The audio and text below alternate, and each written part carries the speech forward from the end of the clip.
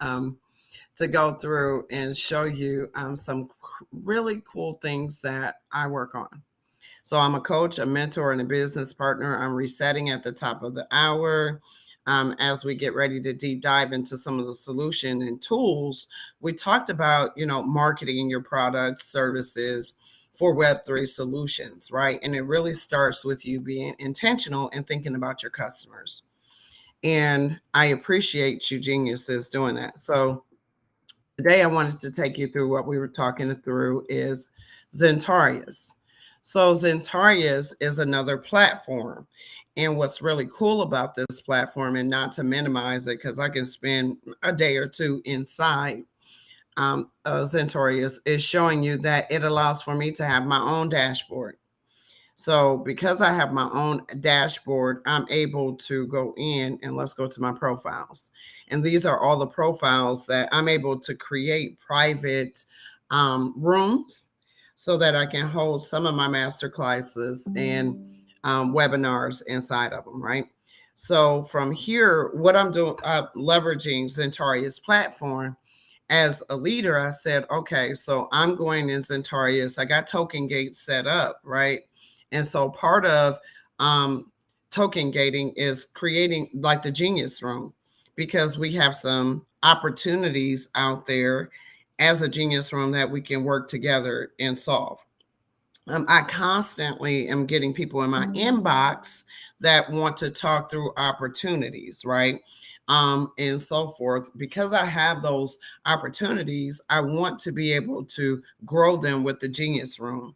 So I thought that people would sign up on Zentarius, right? So then I know that they're interested in working with the Genius Room. Then from that, we're going to go into a token gated area where that's where we talk through hey, this is what this client needs, right? And we're not talking, some of our clients are startups, some of our clients are enterprise, some of our clients are the big three in their industries, right? So that's how I plan to leverage Zentarius from a membership type of relationship, right? So through it, I know that we're going to employ people, right, to be able to do some really good stuff for businesses around the world, especially in Web3. So I can show you my digital transformation business plan. I can show you the trajectory and things like that, but this is a digital transformation. We are the Genius Room. We are iron sharpens iron. So that's why I love actually this platform, Centaurus, right? And I love the Schiller platform, and I'm starting to love other platforms. So it's just the sky's the limit on that one. And so my question is, like, people will sign up for platforms, but they won't use platforms. To me, that's just, whew, my goodness, that just doesn't do a service if you sign up, but you don't really use the platform. So because it has search engine optimization in it, right? So I know that when I make a post, when I schedule an event, I know that I'm going to be optimized. You see Kingfisher. Look at Will T. Will T is ready for 11 o'clock Twitter Spaces, setting up your Nest passport. NFT holders get paid for Twitter Quest and utilities and targets. Here's like 5 to 6.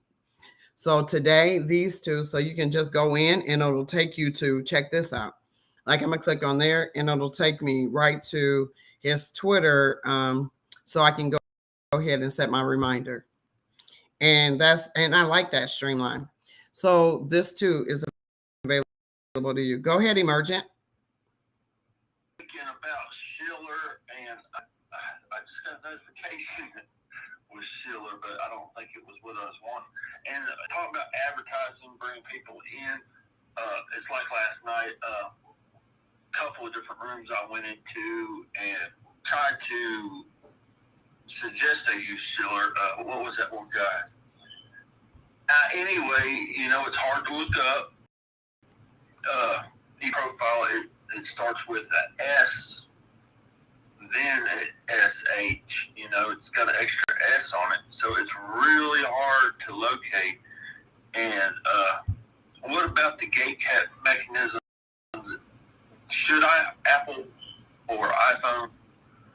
I mean, is it really worth the extra exposure? Because it seems that they really do get a lot of extra exposure and a lot of extra tools that Android and other, I guess, lesser devices get. So that's something I've been looking at. And as far as translation and stuff, oh yeah, even speaking English to English, if somebody doesn't see your concept, Hartzog speak to this, they get that, and they don't quite understand what you're saying. There can be a big miscommunication just because you were a little quick with your verbalization. You know, sometimes you got to slow it down and reiterate it if you get misunderstood. So don't be scared to reiterate yourself and force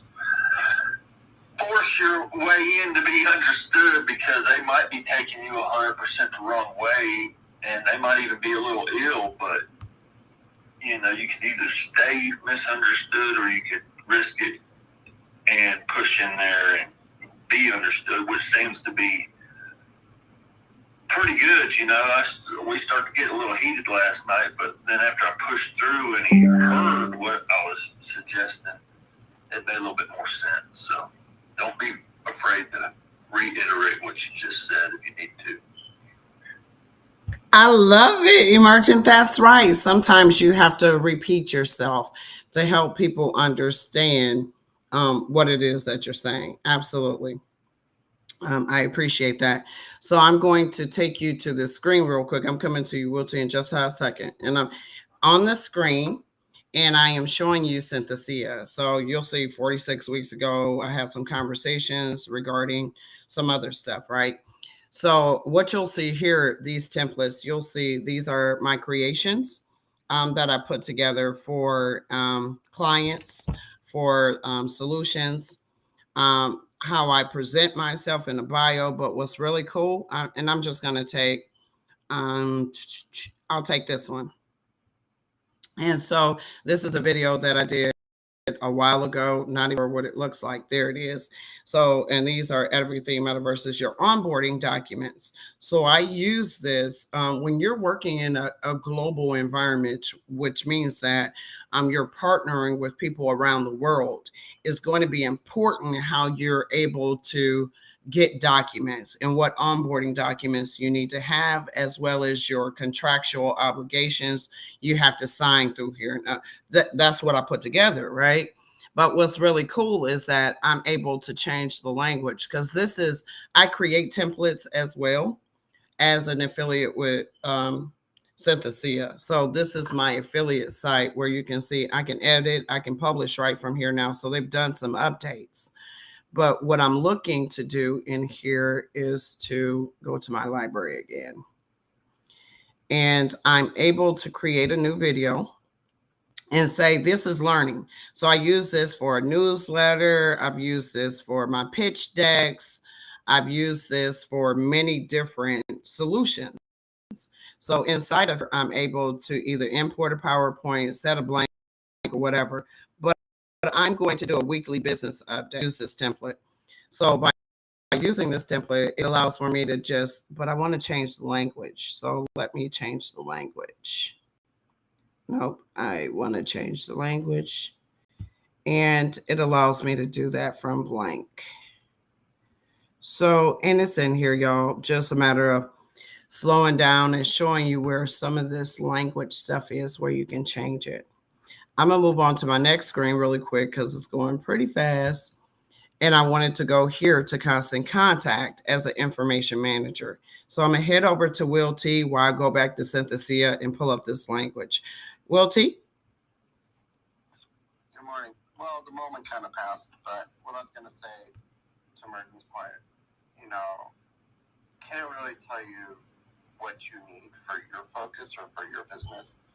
I can tell you what I've done and implemented because I took broadcasting seriously, right?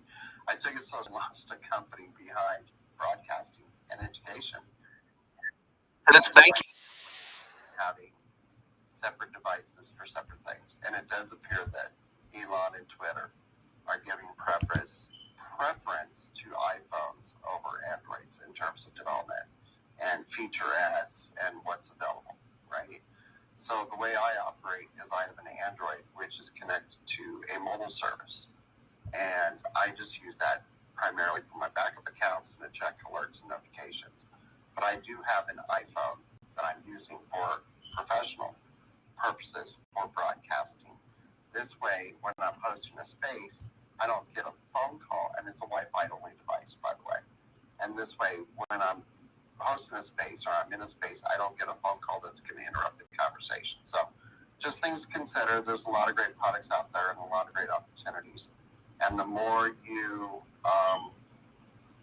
dive into what products are going to produce the desired output that you're looking for, you're going to elevate your game up, but also, consider your budget as well, because some of them can be quite costly.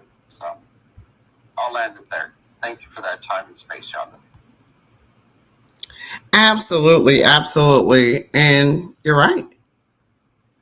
Good conversation, everybody. I'm just, this is so impactful. Helping you get your products and services recognized is important. Let me go ahead and add Mr. Conso. So on your screen, you'll notice Constant Contact. And I'm a business partner with Constant Contact. And as a business partner, it allows for me, one, to manage my business, but somebody else is managing my business now on this. And then it also allows for me to manage other people's business and social media accounts.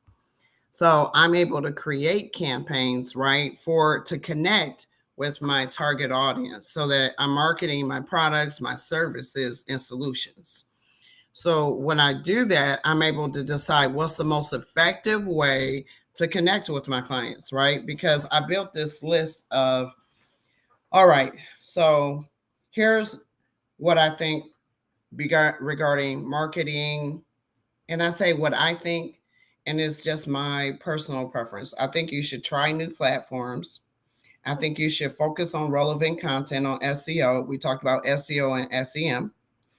I think you should leverage your PR, public relations, to boost, right? So if you don't have a public relations department, then you should look to partner with someone. I think that you should build educational tools around your product, right, to connect with others, right? So I was reading Forbes magazine, and then another thing to connect is join a community. So, and my recommendation is, and I hate to put this out there, but don't join any more than 6 communities, right? Because communities you want to be active in, right? So, and it kind of goes to, and I think of Aslan and the Wildcat Alliance as space raiders when I think about joining communities, right? So, because what they do is they space raid, but that's a part of engagement. If they just had a shirt of products on or services on, then they can easily sell products and services because they're space raiders, right? So that's another innovative way to look at marketing your brands and products. We see it firsthand. So now that, those are different ways that we can leverage, but here's some other ways, traditional ways that we've connected in the past with our audience, and it's still relevant. That's why I'm talking about it, which is email. So you can create those professional emails to send to your targeted contacts. So you have contacts in Facebook, in Twitter. Now I notice Twitter has encrypted emails, right? So you're connecting with your target audience. You have it if you have a Gmail. You have it if you have Yahoo. You have it if you have contact lists already. So now you're able to download those CSV files and upload. And now you don't even you use what you have and you build from it. SMS text messaging is a new way to target your audience, right? So it's a new way to SMS, deliver it to your smartphone, and there you have the products, offerings, or the experiences that you'll need to go to in order to get tokens or POAPs. We're going to talk about that in a minute. If you look at social posts, again, you can post everything at once to all of your social media platforms. This is an all-in-one to save you time in managing and connecting. Survey pages are good because it helps you to understand if you don't get a lot of response on your surveys, then you got to think about, are you making the survey for you, or are you making the survey for your customers, right? What they like, what they don't like. Again, landing pages, you can create those so you can put them in. So, hey, sign up for my newsletter. Hey, are you interested in my Black Friday deals I know already? Yep, that's it. And then website and stores. So social commerce, y'all gonna hear me say it. Social commerce, Shopify, WooCommerce, Schillers, and Tarias, Facebook, Twitter. Get ready. Get ready. Social commerce is the thing. So this is a tool, and I'm going to go on pause for a minute because I'm going to go and I'm going to show you another tool that you should be looking at as well, which is Metrical, right? So I might be an affiliate. I don't know really, but I might be something with them. But anyway, I want to show you these analytics and how I built out some of them and some of them I haven't, but I'll show it to you anyway. Emergent, go ahead. Yeah, I just was reading my emails. The app that we did yesterday, the drop, it says you have to use original artwork. And then, yeah, so if you're making a app drop for them, I guess that's an NFT. They want it to be originally published there as far as the artwork. Interesting. I just thought it is emerging. I've submitted 3 other ones, so it's very frustrating. I have recreated. I've done GIFs. I've downloaded. I'm like, you know what? I'm just over it right now on this whole piece because it should be user friendly, but it's not for me. Go ahead, Will T. Yeah, no worries. Talking about social commerce, right? Yeah. It's the thing. It's starting to become a thing. And I've even noticed with Twitter as of lately, they're doing everything they can to keep you on platform.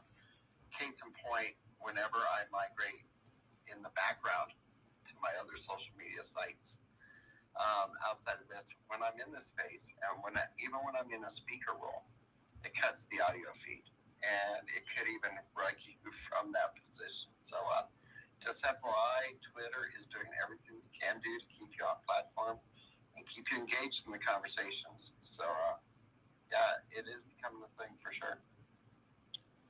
Yes, it is, Will T. And then when you don't come to Twitter first and you go over to your LinkedIn, listen here, that AI is like, hey, you back. Let me show you some sun. Since you've been gone, here are some people right here. They want to talk to you. They want to talk to you. Like it's popping. I'm like, wait a minute. Literally, AI is delivering. This is a remote, a diamond in the rough. Here's an opportunity right here. Like they're like, here, right here, just hit this button and click this button. I'm like, AI, wait a minute, hold up. Like these are a lot of opportunities, AI. Oh no, you want to consult? Like it's over there on LinkedIn and that AI. Yeah, they're doing everything possible. You don't have to leave. Look at this article. Look at this video. Connect with this person. They were looking for you, literally. Oh my, it's exhausting. Emergent. yeah, that's interesting. That really is going to be a double-edged sword for them because if they're going to gatekeep our content that we post to their website, like that picture I tried to use on that app, and then they're going to contest the use of that data or media on other, if they're going to contest where we take our art to as they have some right to it, they're going to get a whole lot less published stuff on this website because we can't have that. We can't have us as the authors being sequestered on what we're authoring based on who we author it, where we share it with our community first. We're just sharing it. We're not creating content on Twitter. We're not creating content on Facebook. We're sharing. Well, Facebook has some kind of AI. But anyhow, regardless, it's our art. We have to have the user agreement set acquiesce to our ownership of all subject matters in our profiles. And maybe that's some kind of a contract somebody needs to reiterate. Yeah, so this is what I was talking to you all about in December, the beginning of December of 2022, when I said I did a live stream with Zentarius. And when I did a live stream from Zentarius, and I was streaming to 8 different platforms, and their Facebook was the only platform that contested me for um, my authenticity for my live stream that I was doing with the actual owner of the company. So we were doing it, and they found 16 seconds. So they alleged within a media company. So you have to do research and you have to be prepared when these things happen, because AI only is is programmed with things, right? So AI is programmed to, depending upon what those parameters are. What I saw with AI, or the appeal process, right? So from January 2022 to December 2022, I've been creating content on Facebook platform. When December came and I did that live stream, I have been live streaming, didn't change anything. They blocked me and they challenged me on my Facebook, on my content, and said, gave me a mandatory takedown notice, gave me a violation, made me ineligible for the monetization program, which I had been on early in the year, all the way getting checks, right? So now that was an issue, and now I'm on suspension for until whatever, right? So going through that appeal, and I'm just sharing this with you all so that y'all understand that your information can be suppressed, right? And it came down to monetary, because if I'm streaming to 8 platforms and only one platform came back with a digital millennial copyright violation, then I understand there's some stuff in the platforms. These are the things that you need to be cognizant of, because you got to pay to play. I don't know how else to say that. I don't know how else to say that. Okay. So, and I share that with you because I used to be a blue member. Then the legacy blue went away. Right. So I now just went and said, I said, okay, y'all, sorry, y'all. Y'all made it difficult on my authentications and stuff like that. So now I pay for blue and I pay to play. All right. Mr. Conso, how are you? And then we're headed. I skipped a hand. Sorry. Go ahead, Mr. Conso. How are you? Hey, how's everybody doing? I'm doing all right. It's sunny on this side of the world, and so my heart has life. I always love the conversation here, and with your permission, allow me to jump right into it. Go ahead. I'll start talking a little bit about how to market your product, which is essentially the title of the room. Then I'll make my own contributions concerning the social platforms I'm currently using. Well, to my knowledge, essentially there are 5 ways, solid ways, and within them, of course, the different tactics. But the overall umbrella ways are 5 on how to reach more customers. 1, you reach more people. This could be cold calling, sending numerous emails. 2, you can run ads. 3, through affiliate partners or projects which have agreed in good faith to help you tap into their community. 4, you can make content. And 5, which is the best, which ties right into Web3, is word of mouth. That is, the consumer likes what you hear about, and they spread the news. They tell their friends, they tell their parents that, yep, I'm using this, for example, for my skin, and that's why it's glowing.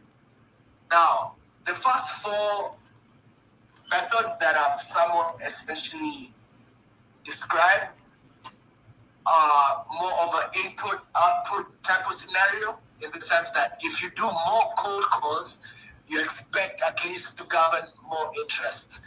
But that method is so outdated. We need to be talking about how can we make our community marketing managers within our projects. And that's something I'm really looking into. In Web2, they call it user-generated content. And it's fun because it forces you to be creative. It forces you to have this huge army that are all backing a product very solidly. For example, TikTok currently is what's popping off. And so are Reels, and so are Shorts. And this, to the algorithm, are more like pop-up content. And they really help in discoverability. So if you have more people making the same type of content, it makes it more discoverable. Now, coming to the conversation I somewhat jumped in on. Well, I created an account with a social fi project that my friend is leading. He's called Leon. In fact, we're from a call with him. We're talking a little bit of business, more so catching up. And I got to realize, Web3 is the iteration of the internet. Do we expect to carry forward all these Web2 guys? I don't think so. Rightfully so, they'll have to die. And I'm very happy to bury Twitter, because Twitter did me dirty some time back. I couldn't even host a space. You know what I mean? And I sometimes wonder, are these guys not listening to the people? And when I asked that question and I reflected on it, I realized, wow, to them it's the advertisers that matter more. They will listen to the advertiser more than they will listen to what Mr. Consul has to say. And if that's the case, then I don't think the new age of Aquarius that we're stepping into is for them to seize. It's for us to actually start making content. And Jay spoke about this very well on different platforms. And some of these platforms are right now being planted. It's like being one of the fast adopters of TikTok. Of course, your content will pop. That's it from my side. I don't really want to rumble too much. But yeah, I just think that we need to, in this space, from a marketing standpoint, really build the relationships. I've tried cold calling. We all know that it usually has a low success rate, right? Like out of 10 emails, you're lucky if you even get one reply. But this is crypto. Nobody is really looking that enthusiastically to put the name, the brand towards a product that they don't really know well. So it's always just great to start slow, build momentum, let people know who you are, where your heart is, and from there you grow. And that's the approach that I'm currently taking.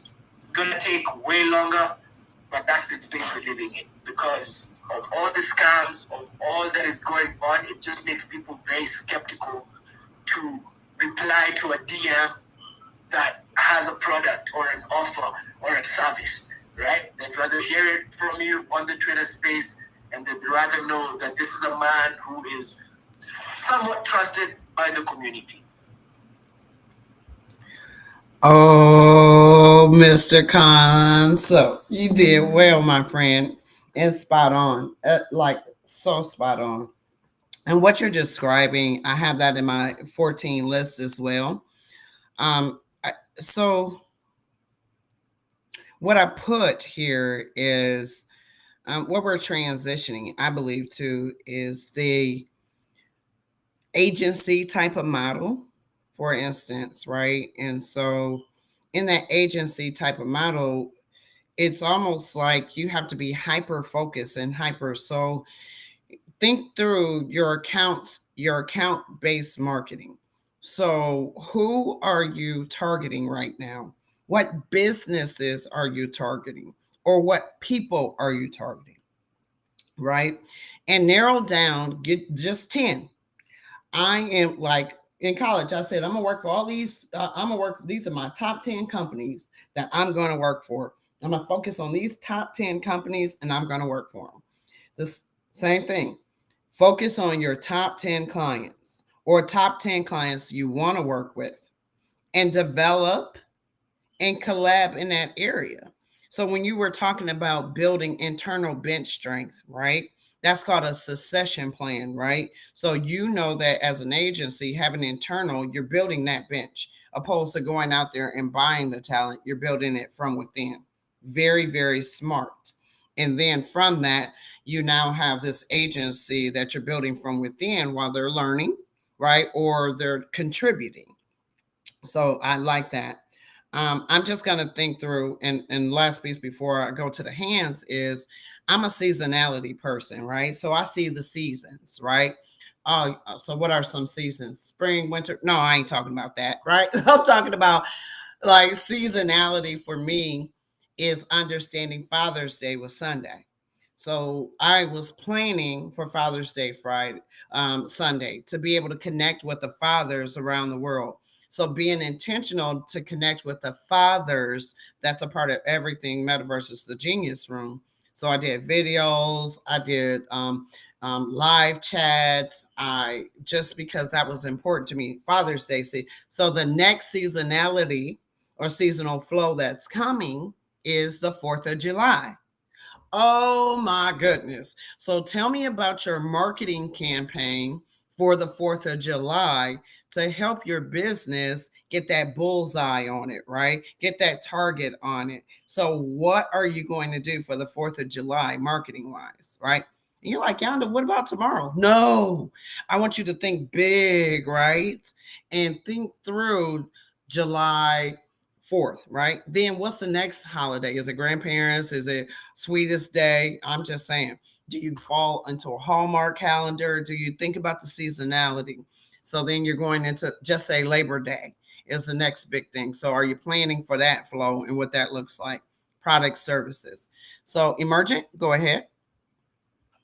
I just wanted to ask if anybody knows anything about the user agreements for the app stores and exactly how that's, what is there, about 3 or 4 different good ones?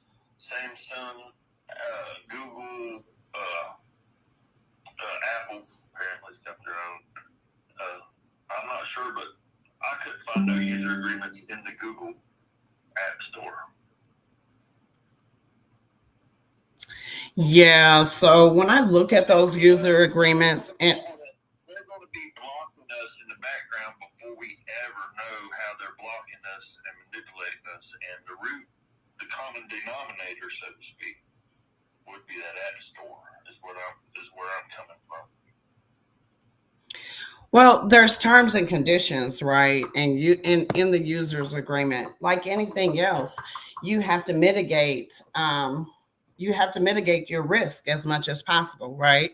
So the code of conducts, the ethical relationships, what you say, right? Because what you say could come back to bite you.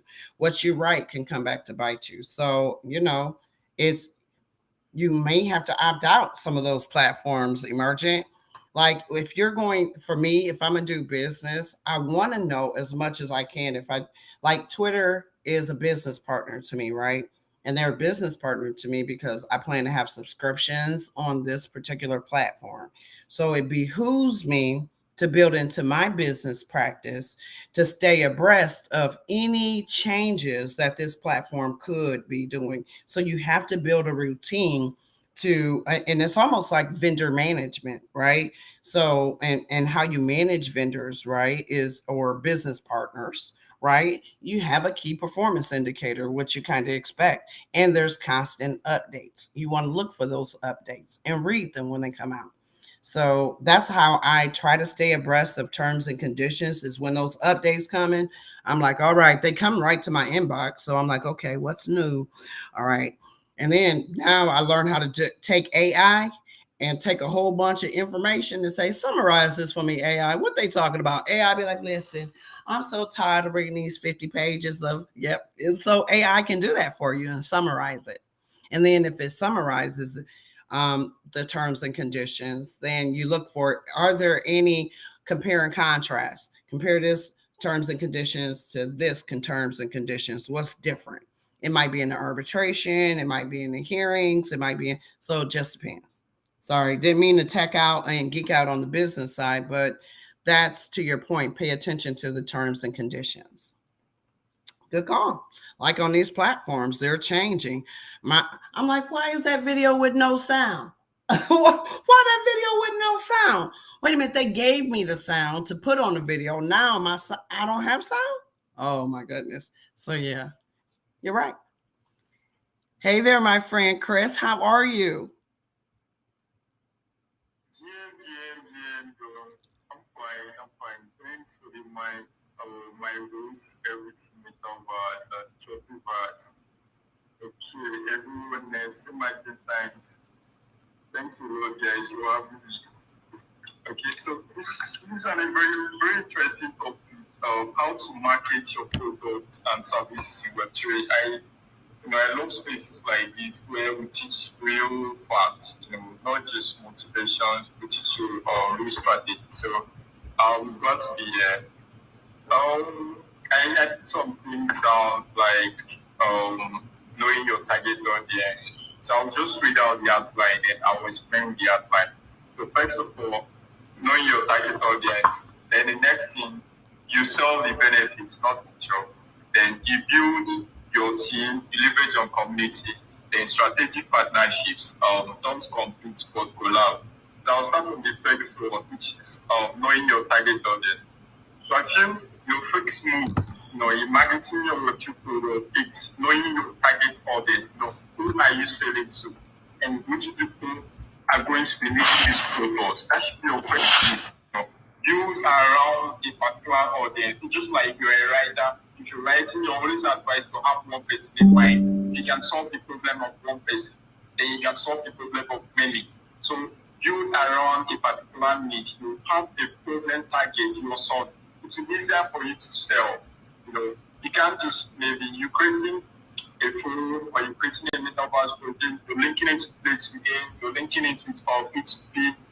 All of those will confuse your audience. So build around a net, or if you want to expand, as you're starting, first of all, you build around a niche and a target audience. Then maybe with time, you can add other utilities or functionality. Then the next thing is sell the benefits, not features.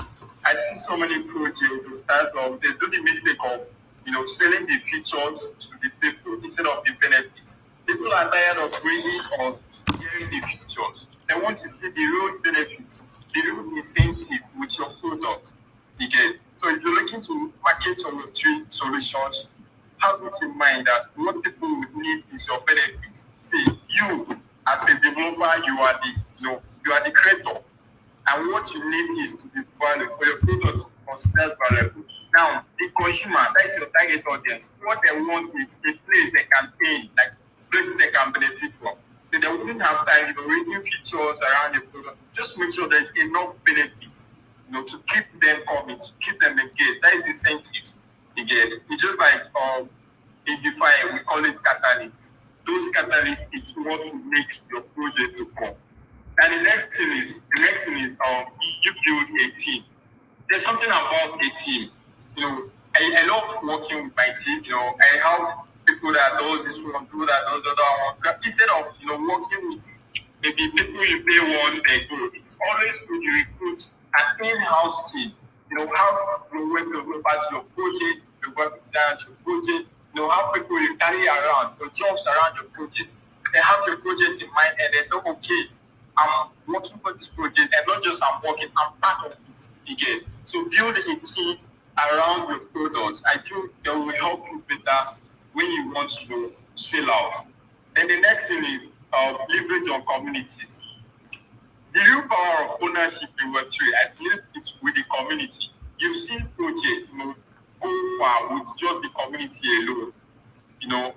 Don't just focus on individual market. Leverage on community. You can build a community around your product. It will make more sense. Like me, I have a plan or passion of building a Web3 forum and maybe a B2B network. But then I wouldn't just wake up one day and start, launching a website or mobile app. So I have to create my community around WhatsApp and Telegram. And then we're doing the B2B, we're doing the forum there, small, little by little. So if you can build a community around your product, it will help you sell better because they already know you for what you are. They already know you, believe in what you can do or what you have to offer. Then the next thing is strategic partnerships. I feel if you can strategically partner with brands that will help you sell out, brands that are also doing well like you, projects that are selling out like you, you can just like finance partner with coin market cap and all of that, you get. So most people will call it monopoly, but it's good, strategic partnership is good. Just find a way those other projects can help you solve your own problem. Even if you can do it, it's always better when you have other heads, combined to work with you. So The last one is don't compete. Instead of you competing, collab. Don't, as a startup, you're starting up, don't, argue which one is good, who is better, who is best. Spend that time trying to collab. Collaborate and work within yourself instead of competing. Competing will take you as much fun as collab will take you. So that is just my take on this topic. Thanks a lot for the mind, everything Metaverse and everyone else. Woo, Chris, I can tell you're a brand strategist with passion. You gave us a really clear path to follow. Look at you. You nailed it. Woo, Chris. I'm so excited for you. Like, guess what? It makes so much sense. You gave us like 1, 2, 3, 4. Get it going. Get it going. I love, like, I'm just going to pick one. That whole affiliate marketing. Yep, I'm coming back to it. And then build the partnerships. Like, oh my gosh, the B2B. Yep, that's on my top 14 list as well. Those B2B relationships. You have something of value that you can contribute to other companies. Remember that. You have something of value that you can contribute to other companies. Love it. Emergent. Then we're headed over to Web3 Grandpapa. Oh, okay. No. Hold on, Emergent. I got to get to Bubble Browser. Bubble Browser's been up here, hands up, down. So Bubble Browser, welcome. Yes, hi. Thank you so much for allowing me to speak and hosting this space. I have a few questions I want to ask, basically for advice, since I'm new, also not really new in the space, but new in actually building in the space. And so basically a little, not really a background story, but an explanation of, what Bubble is. So, to really give the perspective of where I'm coming from and what I'm trying to do.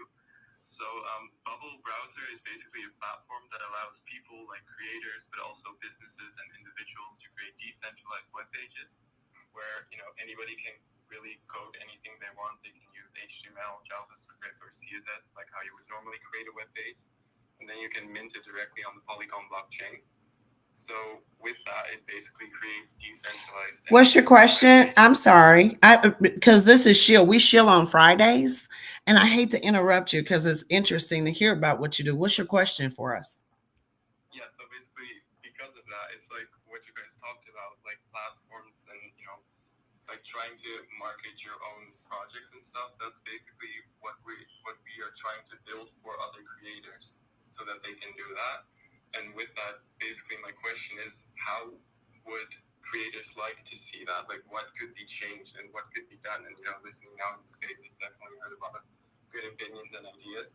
But with that, my question is basically, how can I market that to other creators, other brands, and other companies? Like, instead of going, business to business as well, since, my project basically is trying to get people like to leave centralized platforms and not rely on them as much. So trying to advertise that and trying to market that on a centralized platform can be really difficult. Like, I've been shadow banned on so many platforms for really breaking none of the rules. They just don't like it when you try to get them off of their platforms. And in the Web3 space, I definitely think that decentralization is very important. So basically my question, like, how can I market it directly to people who want to create and to want to be less reliant on centralized services?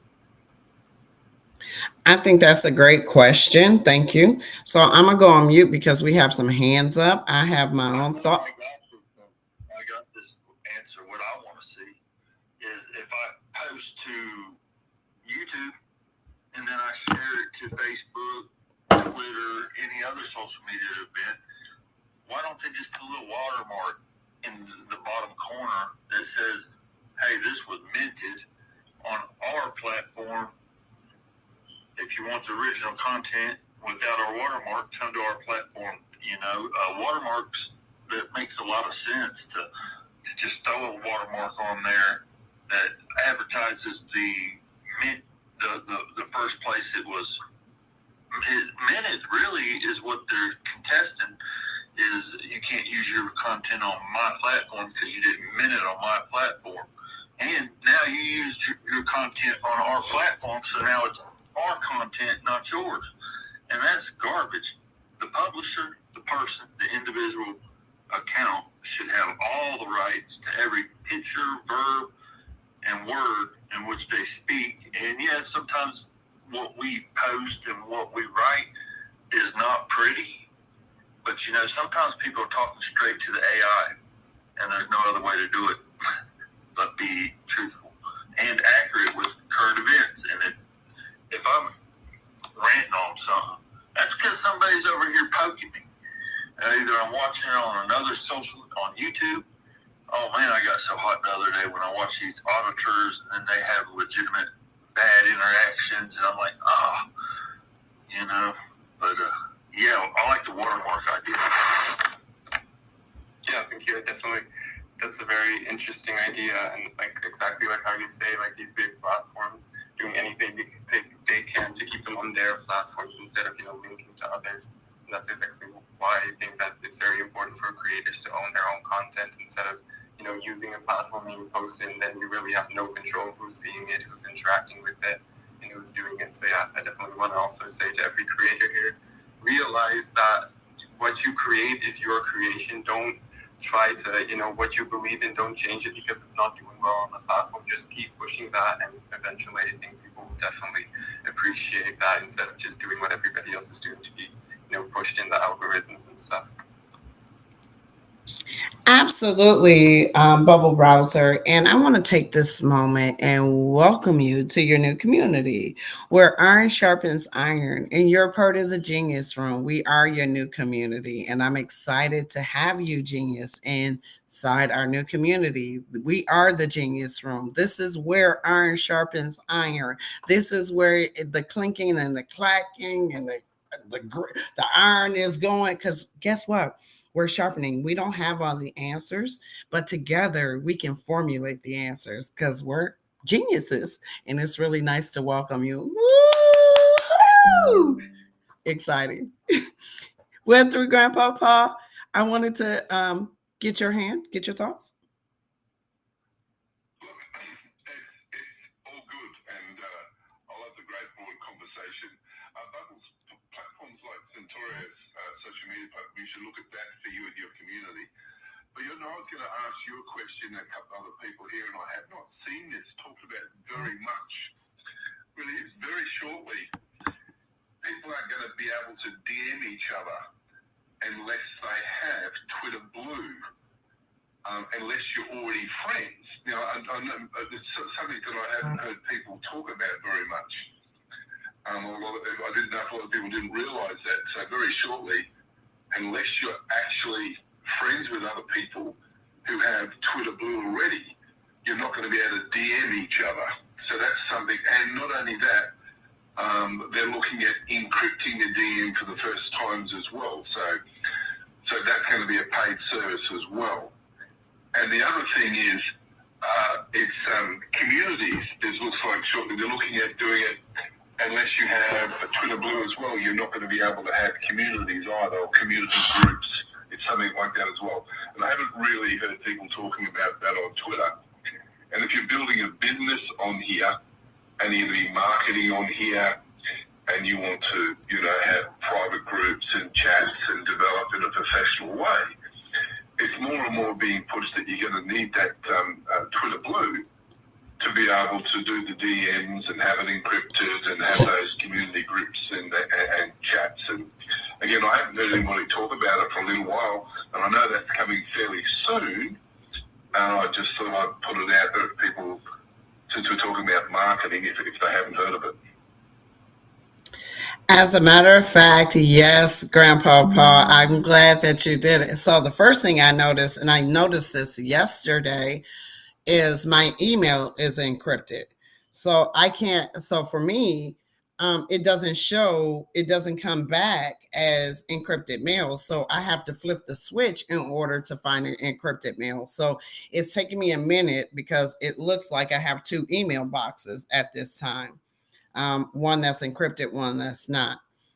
So even if you send me something, y'all, I'm telling you, it's taking me a minute.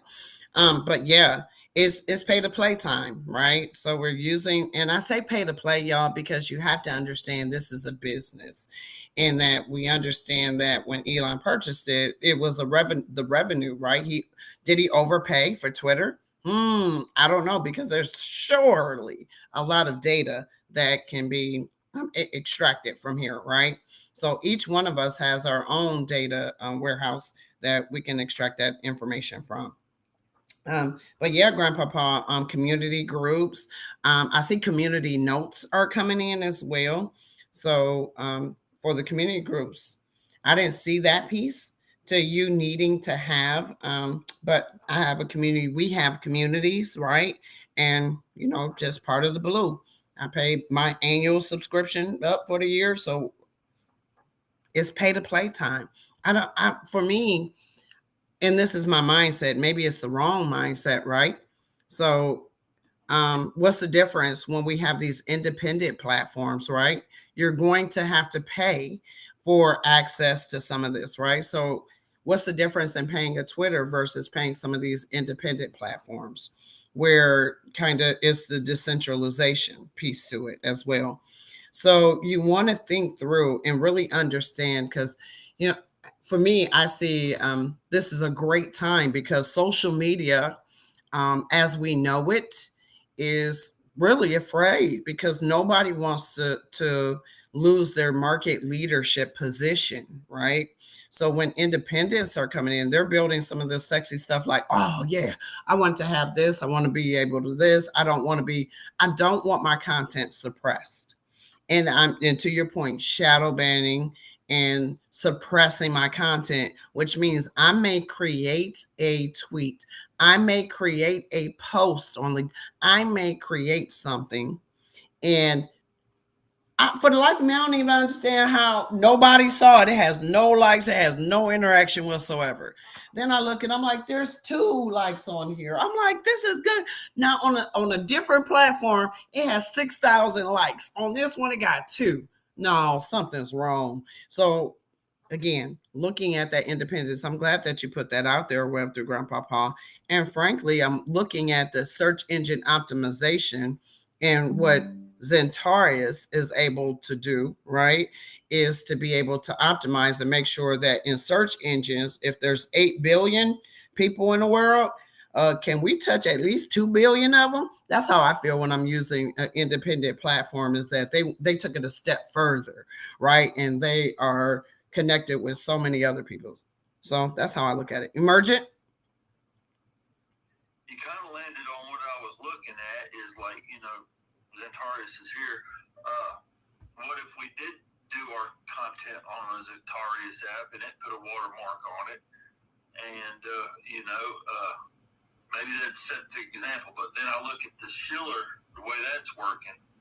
Maybe that's where Zentarius needs to partner, Ryan.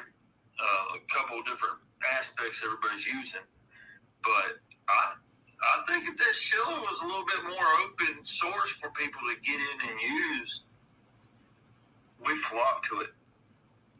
We already pay $175 a month just to have internet connection and good connectivity at home and out and about.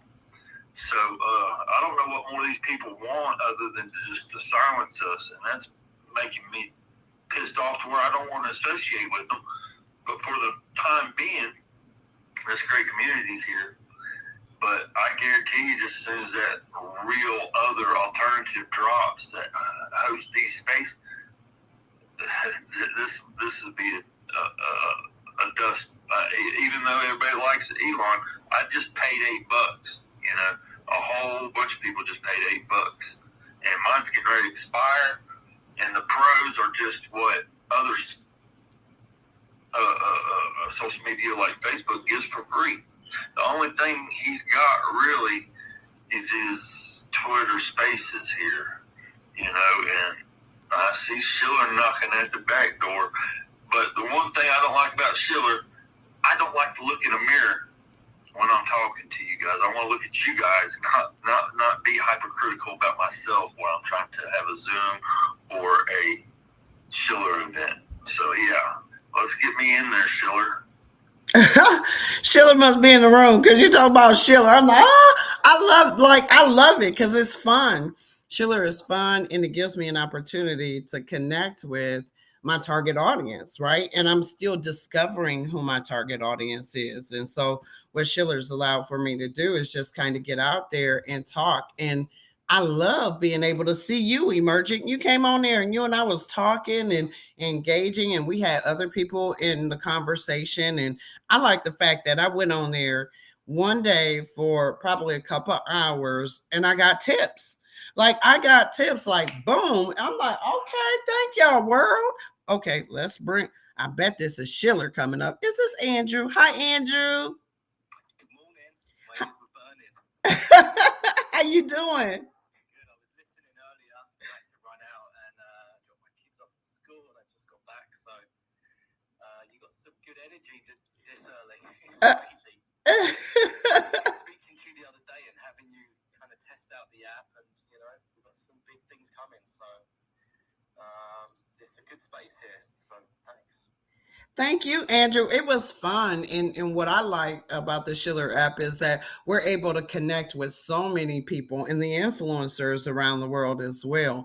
So it makes it very small. So I'm talking to you, Andrew, like you got like millions of followers around. Like that's amazing to me. And that's what I see in Iron Sharpening Iron. So you help creators to be able to get their message out there. And the fact that I'm able to sell, y'all, I can sell anything off that platform. Your stuff, my mama's stuff, my cousin's stuff. And I'm able to pull it in and go live selling right then and there. My goodness, the earning potential. Yeah, and what I'm hearing in this space is there's a lot of other great platforms out there, and everyone's got different needs and wants and ways you gotta categorize your business and formulate things. So we're looking at a lot of collaborations and just eliminating the barrier to entry for the community to enhance the user behavior, not change it. And you might use Schiller, but also 5 other platforms to really project your business. So anything that we can look at to incorporate and build in this early stage, we're definitely all ears. We have an OBS coming which should allow you to plug in and share a screen. So if you did want to do an audio room, you could potentially project that out to a YouTube channel as well. So we're looking at a lot of integrations. And the fact that you can come in and sell anything digital, physical, token gating, video, audio, tipping, gamification, polls, leaderboards, the Stevie giveaway thing, everything's coming. So it's exciting times for us. And anyone that wants to try out the platform or just get accepted as a creator, just DM me and I'll sort it out. We are doing invite only, but that's just really to keep out a lot of the bad actors. But DM me if anyone wants to know more about Schiller. Andrew, we can use code the Genius Room. Woo! So I love it. Like y'all, this is really awesome. I know we got some hands up, and y'all know how I do. I get out of order. Emerging, don't jump the line. You gotta wait. We're gonna go to Mr. Console, and then we're gonna head over to Heartthrob, and then we head over to Hector. Yeah, I raised my hand to support and second what Immersion was saying about Twitter. Truly, if it wasn't for the spaces, this would be a ghost town. I can't even imagine, especially now so that they're forcing us to get the blue check mark. I'm really not for it. Or maybe it's not the blue check mark that's annoying me. It's more how it was communicated. It was like, I own the platform.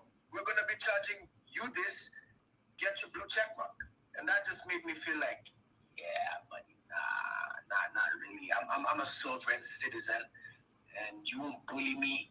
Essentially, my engagement has been low, especially for my personal project, and I've been feeling like, maybe I should.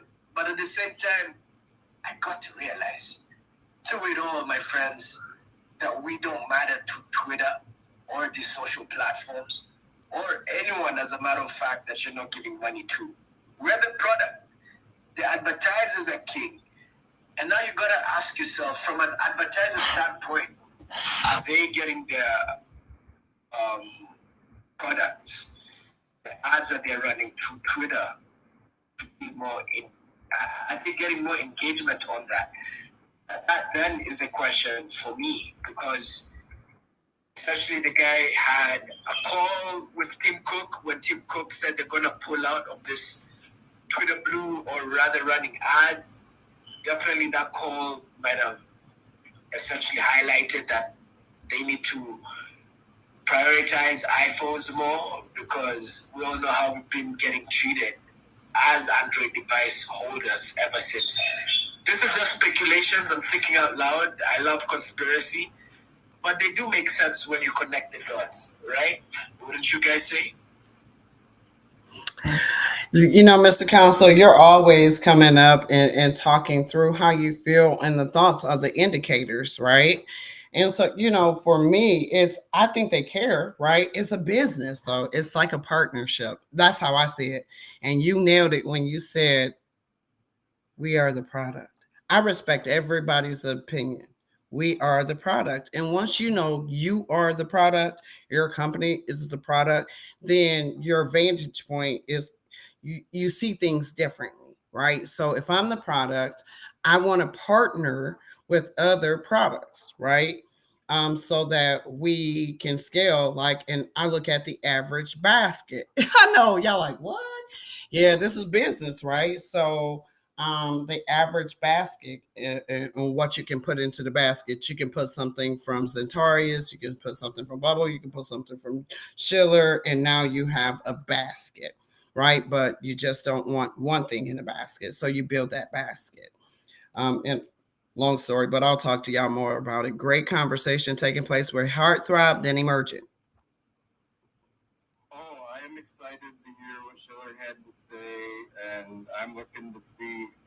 I gotta look at my email again and look into that again, because I signed up a while ago, but I was waiting on confirmation. And you know, this integrates with the other social platforms. You know, like I like Centaurus. You know, obviously I like Twitter enough to be here, so I want to see how it's all going to tie in together to make life more simple for me, as you know, a sole team of one person doing 100,000 things at once. You know, because that's why I like AI. It's helping to utilize my time in a more productive manner and free up some time so I can do other things.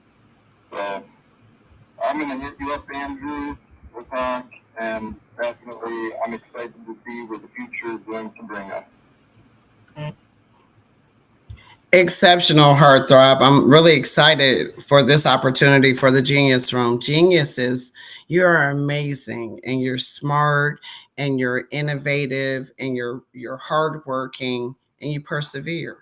And I'm thankful for each and every one of you geniuses that are here. When we sign up for these initiatives, geniuses, it's going to be so important. We sign up, but I want you all to put your actions in place. I want you to actually use these platforms. Don't just sign up, everybody, but use them.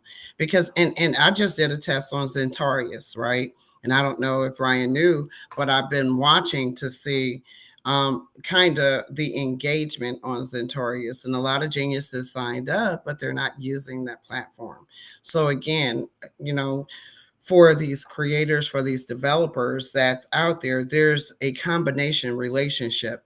The developers develop something really cool. Creators, let's try and leverage those tools and use them and build a routine around our usage, right? It's nice to have the shiny new toy, right? And be able to talk about the shiny new toy. But sometimes that shiny new toy gets dusty and you got to dust it off and repolish it. Okay. So I just really want to give that public service announcement, I guess, for us as we are good stewards out there, continuing to work with or look at different products and services. Go ahead, Emergent. Woo, man, it's really a lot right here. Right here is a really nice little segue, because we got a moment to influence, you know, how stuff is being designed and laid out.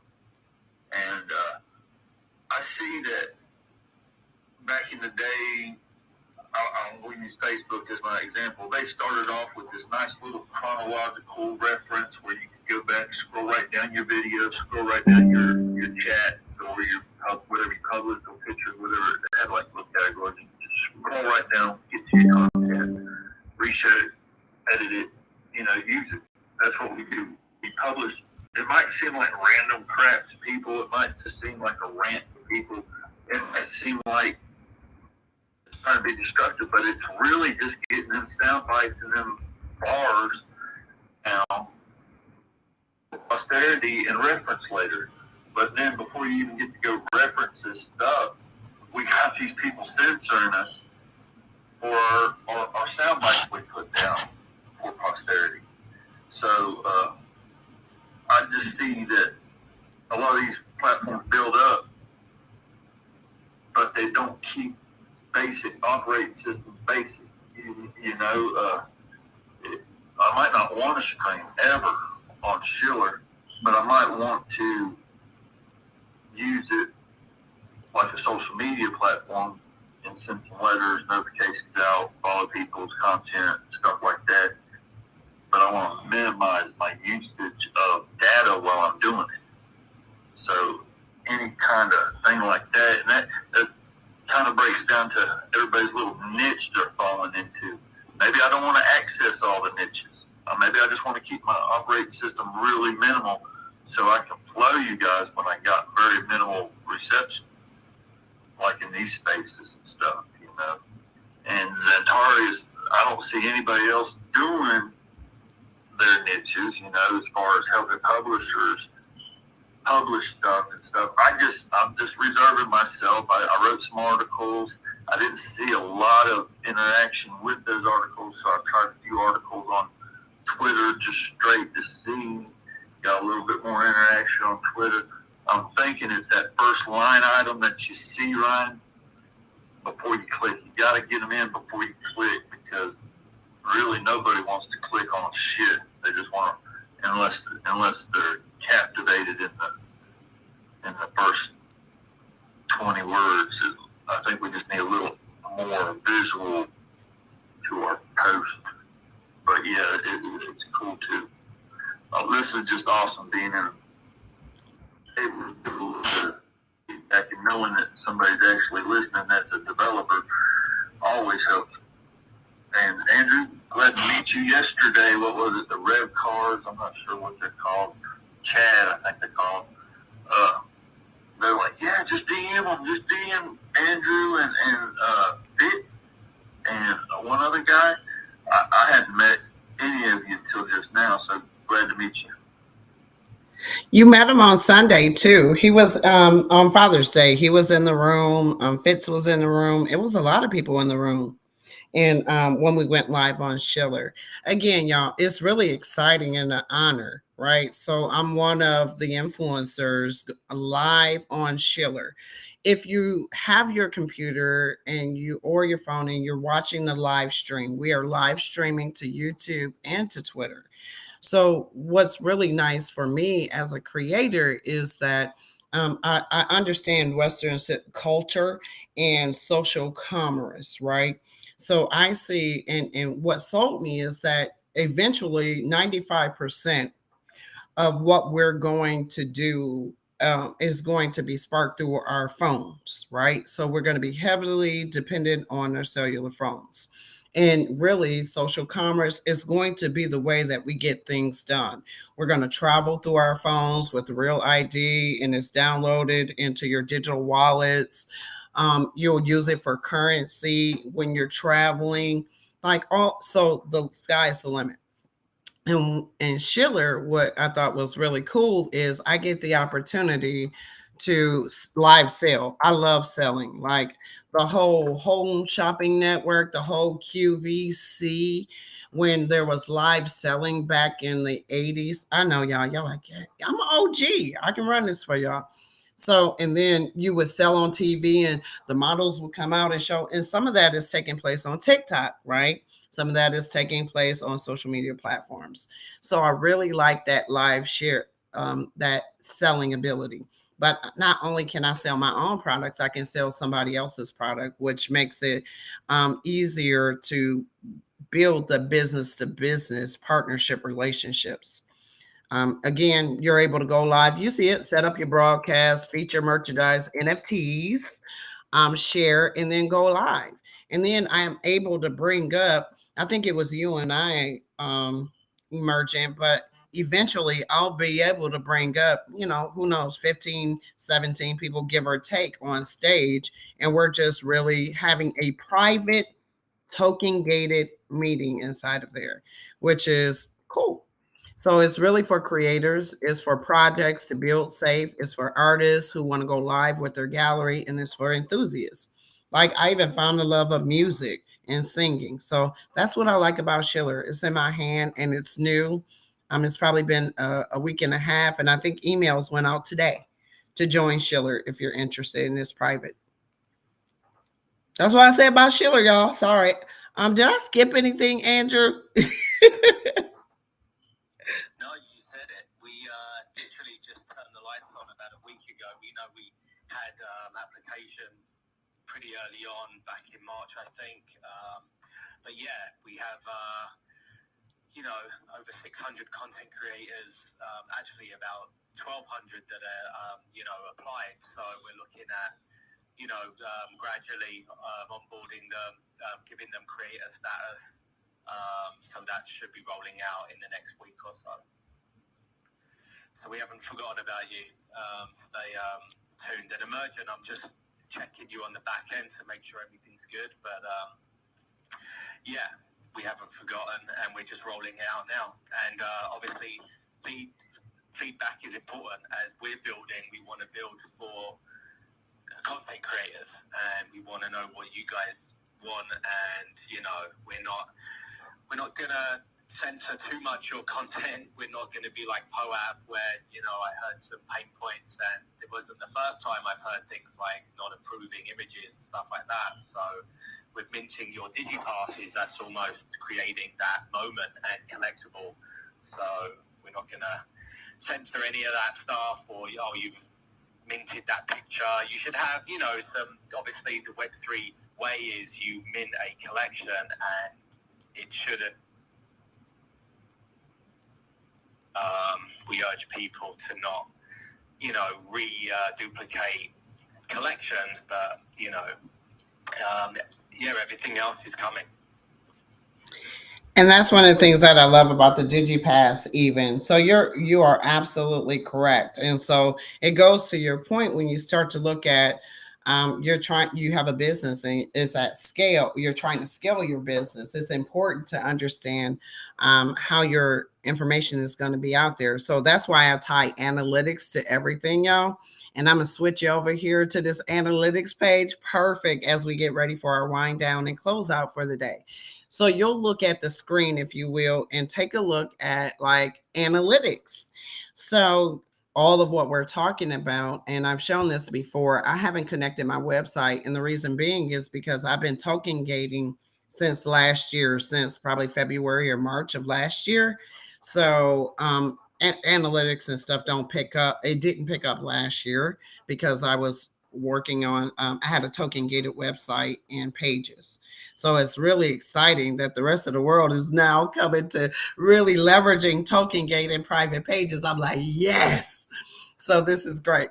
So you'll notice, and this is mine, and this is Metricool. So Metricool, I believe I have an affiliate link or something like that, and I'll just post out where you can connect. But what's important to me is you got smart links. You can do some ads, planning, and inbox. Metricool is just one. My big is I'm able to go to my constant contact, and that's where all my analytics roll up to. So you have Facebook, for instance, and I'm just going to take you through here. So let me show you my summary first. I have no idea. So y'all be like, Yaeunda, your summary, what you been doing? I have no idea. So here's my summary of my analytics. So I got 190 likes, 209 followers, 149 impressions. So I'm down about 27% overall on my social media, or the on my social media performance. My visitors are down 9, and my posts is a positive 3. So I post a little more. But then I start to look at my balance of likes, right? So one acquired. I lost one person that I gained somebody, but I lost a person off of the 3 posts, right? Posting periods. So I'm able to see actually these analytics on impressions, reactions, and clicks. I know y'all like, listen, you have to measure your performance in social media. And good night. Thank you very much. All right. My mentor's leaving for the day. But also, what's interesting is my demographics makeup right now. And this is total performance of the social media platforms I wanted to pull data from to understand my analytics, right? And look at my age. Look at there. Look at 45 to 54. Uh-oh, that's a sweet spot. Let's go, let's go, let's go. So now that tells me I'm going to create more content for who? 45 to 54-year-olds. That's right. Then my second target, oldies but goodies. These are the matures, right? So this is my baby boomers. Look, 65 and plus. So this is my husband's category. So let's get in here and so look at there. Look, 18 to 24, y'all. On my content, they like, I'm not interested in that. All right. So I'm bombing on hitting this particular target audience. So I'm moving on here and I'm looking at followers by country. Oh my goodness. Again, measuring. So I have I have Instagram, Twitter, LinkedIn, Pinterest, TikTok, YouTube. Okay, so I'm pulling all this together to make informed decisions on how I need to move. Oh man, if I wanted to do an in-person event, 25% is Toledo, Ohio. So I got to go show some love to Toledo, Ohio, maybe do a conference for Toledo, bring them in. Oh, wait a minute. That's where I was born at. So hometown folks are following me and following my journey. Wait a minute. Thank y'all, fam. United States. Oh, by country. But Australia, Bahamas, Spain, Iran, Philippines, and Sierra Leone.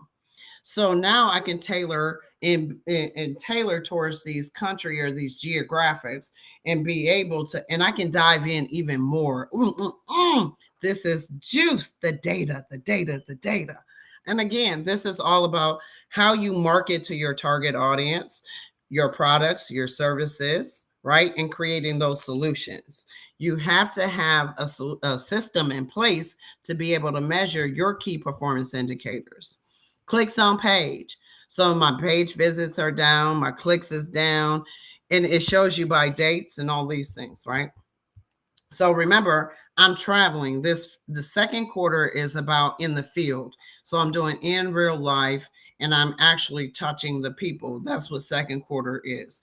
Third quarter leads me into summer school for everybody. Yep, it's summer learning. It's 100 days of summer. So looking at my engagement, what is that all about, engagement? That's kind of high there. Look at that.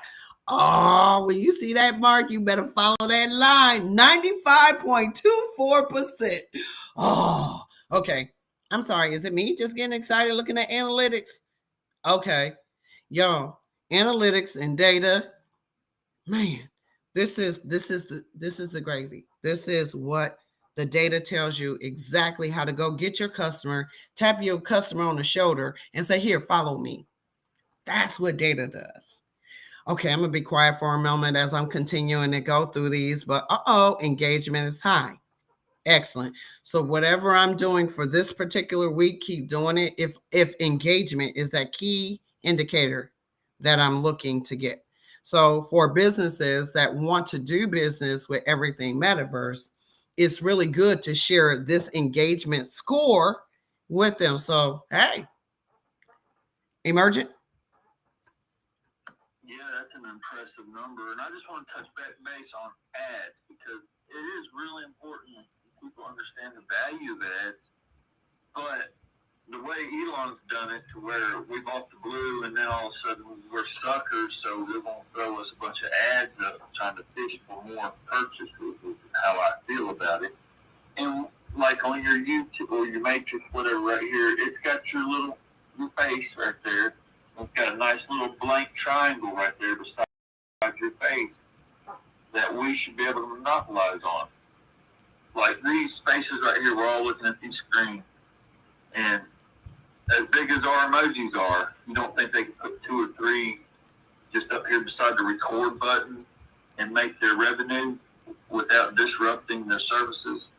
I mean, it's like, get back to the basics. A picture is worth 1,000 words, and just focus on them basics, and you'll be more stable.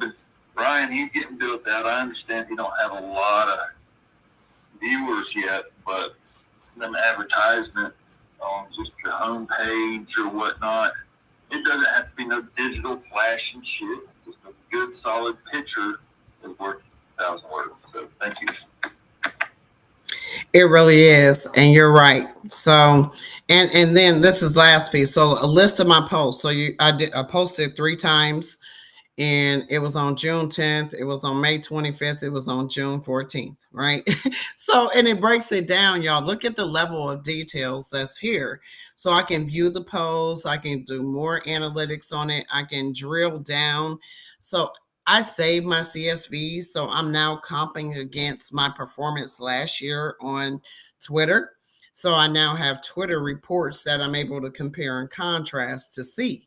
So now I'm building historical data manually through downloading my CSVs. Okay. So, and then from CSVs, you can create your own database of what matters most and what you want to track for efficiencies.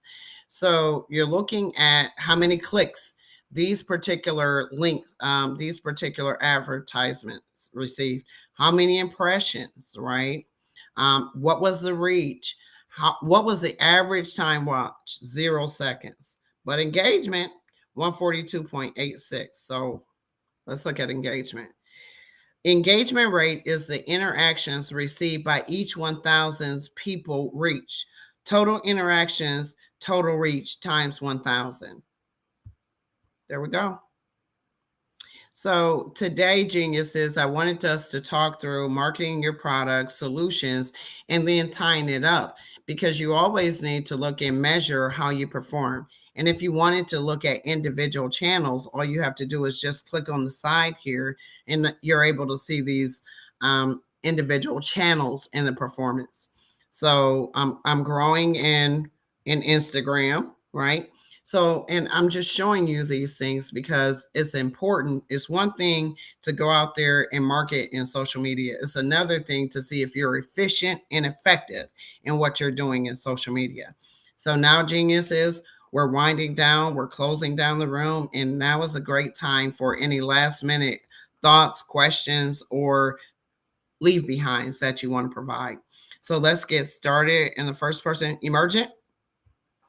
So, he just mentioned March. It looks like Andrews took off probably to do some work. Yeah, that's when you start talking about it and promoting it. And that's good. I want to give a shout out to BandLab, Xantarius, and Tropyverse for helping everything Metaverse bridge the gaps in communications amongst these organic platforms as they develop. Because, I mean, you just hear about them come in here, oh, we're going to do.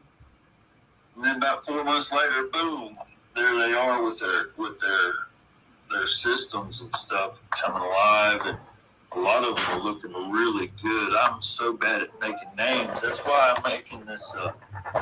That's why we're going to have that event on the first Saturday of July, is to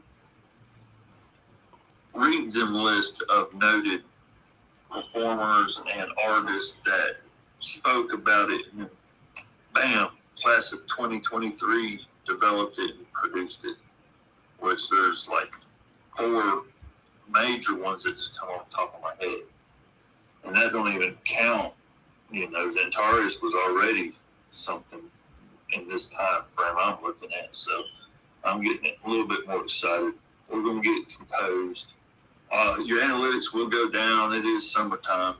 People got to get to the grind or they won't be able to work all winter like they want to, So, yeah, great day. And every day. So, thank you. Thank you, Emergent. I appreciate that. And you know, I hate when I prepare my content and I don't get an opportunity to really show y'all what I'm working on and finish up what I prepared. So sorry, but I'm going to it. So on your screen, Emergent, really quick, I wanted to show you all because Hector, I was talking to you about the language translation. And so I wanted to show you all how you can create really cool solutions for your business, okay? And add this line, this pillar to your business even. And this is leveraging video ask. So this is what I use to hire people to my company. And I use these templates. So I have a contact form template and the logic is inside of here, right? So I'm able to say my first step to ask responders. So, and I can build and use this template and I can build it in front of you, right? Here's my lead generation, right? Who can't use more customers? So, and here's my lead generation in Spanish right here already. Here is, and this is just if I'm interested and I want to grow and qualify my audience. So because I built teams. So most of these platforms I have teams, right, that are also in it and I'm able to share so that offset the expenses for people, right, by joining the team. So the other piece to this is you can learn and improve. So in learning and improving, this is so important for businesses. It used to be the surveys. And now enterprises and businesses are transitioning to the feedback survey or the net promoter score, NPS. So that's the new. And what that is from respondents measuring their loyalty. Loyalty, because that's what I'm gonna close on is loyalty. And really and closing on loyalty in my notes because loyalty is everything. And that's what it is. So building strong relationships, retention is about loyalty. And that's what I'll close with. But in addition, you create a system for when people come to your website and they have an issue, they need to report an issue. So think through like, how do you automate so that you can continue to manage your business, right? Report an issue. This is a bot. We can build that logic. And the next thing is, remember I said I went to this solution because of HR. So my HR, we were able to do candidate outreach. We were able to do job applications. And in the job application, I was able to actually have people upload their resume and cover letters inside this bot that I create. So fun of the templates. And the last thing is, see, employee onboarding, right? So employee, it's so funny. They didn't have, it's nice when you start building with platforms, right? How you give them use cases to continue to build out the platform. That's one of my use cases is onboarding. And the last thing is testimonials. You want to have testimonials. How do you gather these testimonials, right? So I get them in inbox and LinkedIn a lot. I get it through, I do reviews for Capterra. I'm a professional reviewer of products, right, and services. So the sky's the limit, but you can build your own testimonials. So I'm going to use this template now, and it's copying the template for me, and I can preview what it's going to look like. So now I can build the logic inside of here, right? And it allows for me, and when I'm building the logic, I build it on a video, I build it with the answer, and I build it if this, then that. So if they respond like this, I either want you to go here or I want you to go here based on the response. So, and then what I did is I used my video, I used my face. This is how I was able to interview and hire because people can use video to respond, they can use voice to respond, or they can use text to respond. So, and I'll just take you in a logic card real quick so that you can see a logic card. So I'm able to replace all of this in here and I can add my own videos, right? So first thing when I start with my video is I can replace it here and I'm building it. And then I'm able to say, here's my answer. So do I want them to answer in multiple choice? Do I want them to write a sentence? Do I want them to actually do a live call with me if they answer this way. Yep. And then they can pay for all their services right here. So and then I can plus and I can add another logic into it. So before you make it to that step, let me add another step in there. And so maybe that's simple to y'all, but I'm a no coder. So for no code, low code, this works well for me to build my dynamics out. So again, you can build your solution and you can translate it in another language. Thank y'all for allowing me to share that with y'all because I know I wanted to share that piece to you. So remember, we're doing our round robin. So Chris, what's your leave behinds takeaways for today?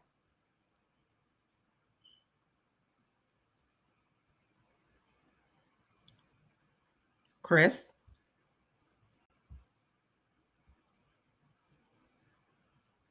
All right. Hi, Polarity.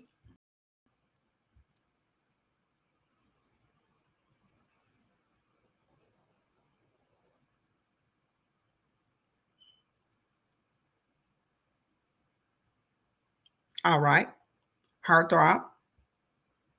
Absolutely. I'm looking forward to the future and everything that AI is going to bring because there's a lot of tools out there that come every day.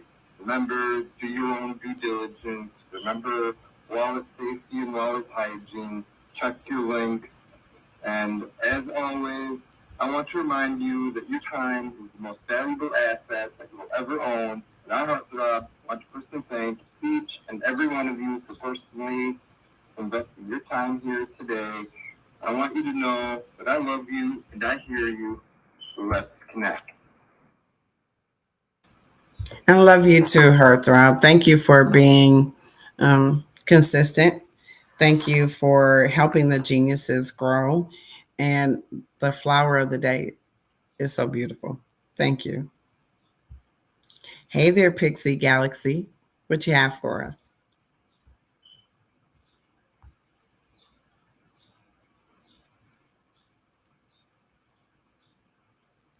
All right, Centaurus.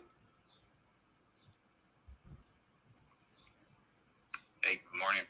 I just wanted to kind of bring up real quick branding, marketing, advertising, promoting, and networking are all kind of, they're different, but they're kind of all intertwined. You need to let people know what your brand is, but then you got to let people know it exists. And I think it's more effective now to see a lot of people networking, especially the way the market is, just stuff overall. It's more like networking. I think I know, most of the people in this space and what they do. And I think we all need, we all can use what each other have. And that's kind of like the point of, Web3.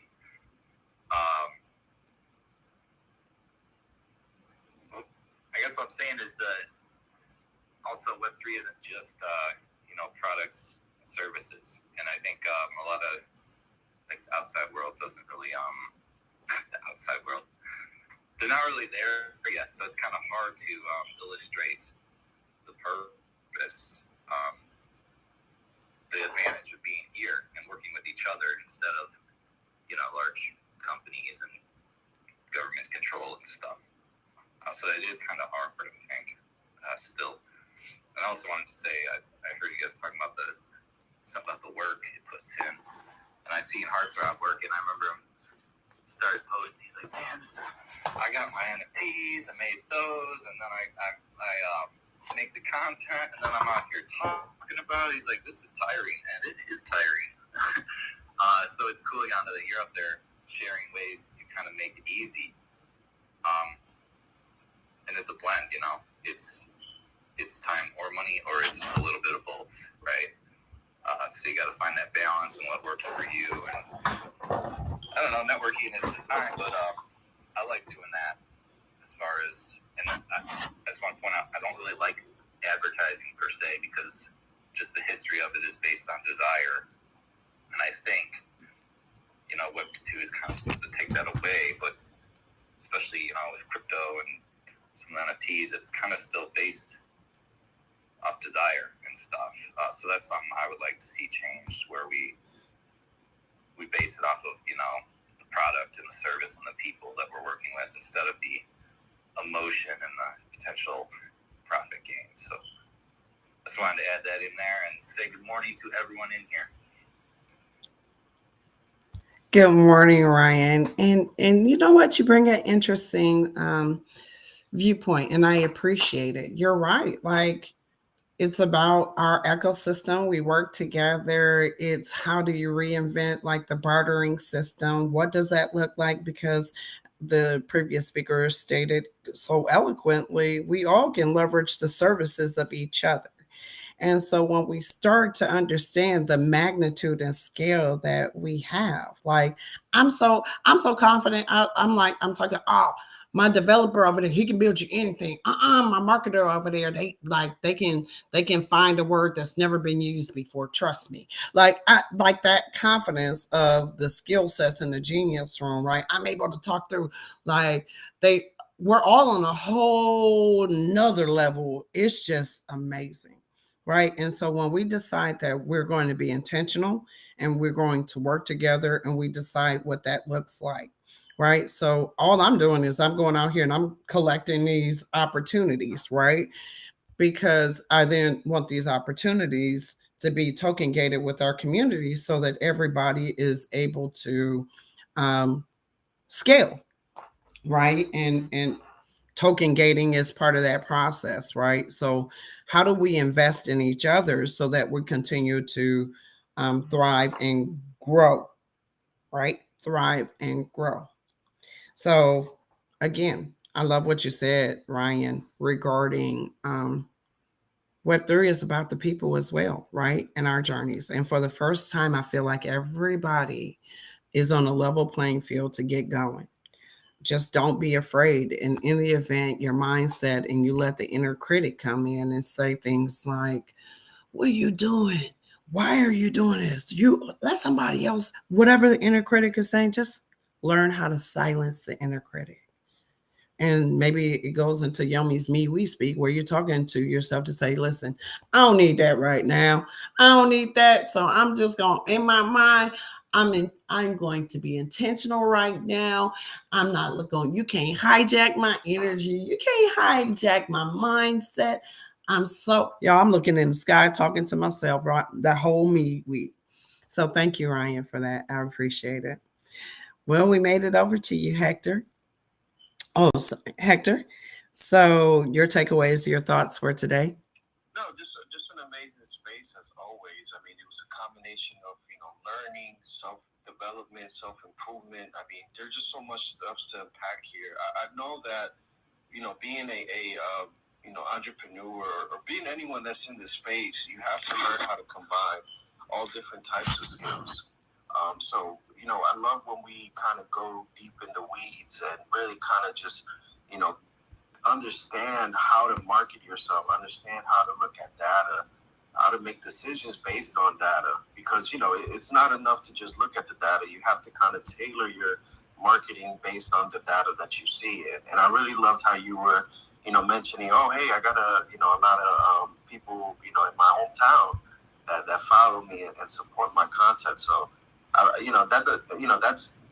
sure that makes you very proud to see that, hey, there's people in my own home city that see what I'm doing and support what I'm doing. And and it's exciting because I've been here in these spaces with you for well over a year, and little by little I'm seeing the growth, and genuinely makes me excited because I know how much work it takes to put in, to come in every day and to come up with topics, to go in there, give a workshop. I mean, it's not easy work, but I just want to commend you, Yaeunda, for putting this room together, being so selfless and sharing of yourself and sharing, willing to share this information. I mean, I think a lot of times people tend to just keep stuff to themselves. The Genius Room, we like to come in here and we like to share what's working and what's not working for us.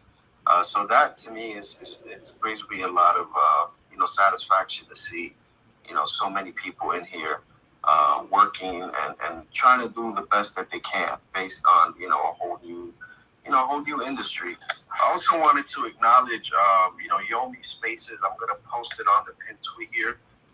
She asked me to do so I want to make sure that we put her on here to let people know that she is going to be having the Spaces tonight at 7 p.m. If you can, please, attend it. I'm actually going to try to post it on the pin tweet here, but, so if you have a moment, set up to register, register for her Spaces later on this evening.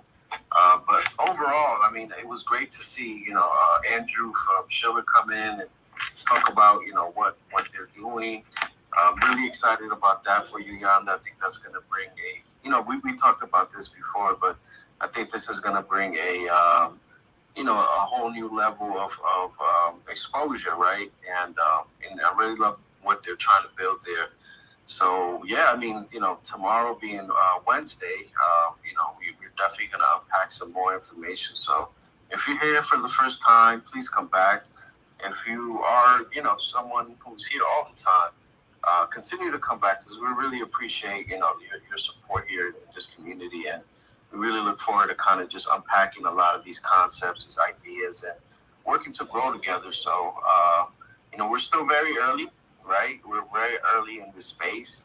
So, every moment, every minute that you dedicate is going to pay off. So everyone, have a great rest of your day. And yeah, let's get it. It's early. Let's get it. Let's get to the money. You right about that. So I'm ending the live stream now. I thank the listeners and followers that were on the live stream. It's out there.